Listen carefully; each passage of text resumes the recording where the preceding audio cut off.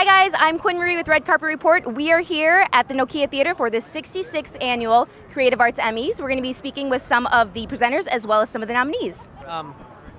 We did this Emmy concert, for celebrating television music, and I did Da Vinci's Demons, Agents of S.H.I.E.L.D., and I knew I had to represent Walking Dead, right? But I didn't know how to end it. I wanted Walking Dead to be the big finale, but if you've seen the Walking Dead main title, it's the same thing over and over. It doesn't really have an ending. So I thought, how am I going to end this thing? And then the producers said, hey, maybe would you mind if some zombies came out during your bit? And I was like, I got it. They can just kill me, and I don't have to end it. Then it'll just be like this gag. So the funny thing is, it actually didn't have an ending. I just wrote a repeat sign at the end and let the zombies come up and kill me. And it was. But the funny thing is, it made such a memorable ending that it was better than anything I could have written. That's awesome. Okay, so you are nominated for Black Sails. Da Vinci's Demons was last year. You won.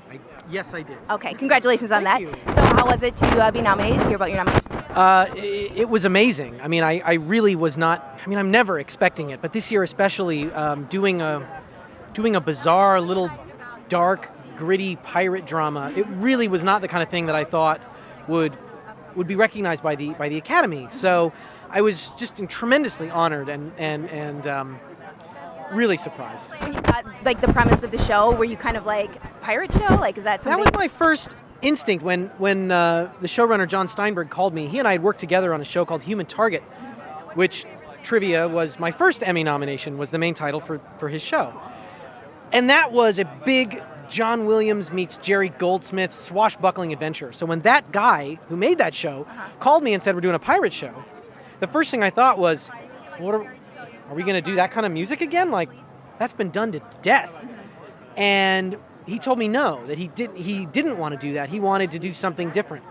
He wanted to do something that, well, he wasn't sure what. That was my job, was to figure out, okay, well, if it's not that, what is it? And so I started looking at instruments that were historically accurate.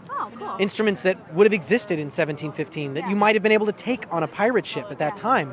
And that led me down this bizarro path to what ended up being the main title with, I'm playing a hurdy-gurdy, which is a bizarre medieval instrument that existed back then. It still survived to 1715. I'm playing accordion. We have a frame drum called a bowron. We have some jangly guitars. We have these instruments called bones that are literally like animal bones that have been carved down. Interesting. It's really weird. We have these wordless kind of sea shanty vocals. It's just totally weird, and it just sounds like this heavy metal sea shanty. And I thought, okay, here we go, and it clicked. I think people really responded to it, and the fact that it's gotten this kind of critical recognition just blows my mind. That's crazy. Well, and then let's talk about Outlander. Yeah. That's a crazy premise too. Yes. If you had to go back in time again, I guess. Yeah. I mean, what's crazy is that it's essentially kind of Back to the Future, but in this totally unique tone, And what I like the most about Outlander is similar to Black Sails. When you give me the one sentence pitch for the show, and I think, okay, that's going to be this kind of big adventure music. And then working with these showrunners, in the case of Black Sails, John Steinberg, and for Outlander, it's Ron Moore, who did Battlestar. They want something unusual. And for Ron, we're not really playing up the adventure.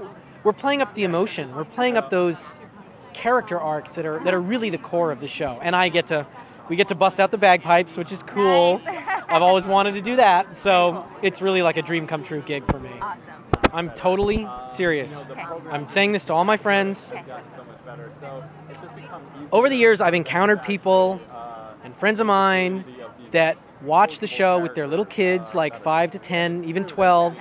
And it's cool. And they go, oh yeah, they know it's not real. I'm telling you, do not let children watch season 5. Okay. I am so serious. 501, I'm not going to sign autographs anymore if someone brings their kid. It is so beyond anything I've worked on. It's hard for me to watch it. And the first thing I keep thinking is, there are these people out there watching this with their kids. I'm trying to I keep telling AMC, you guys got to run a disclaimer or something. Oh my God. It is seriously effed up. Really? So take that for what it's worth.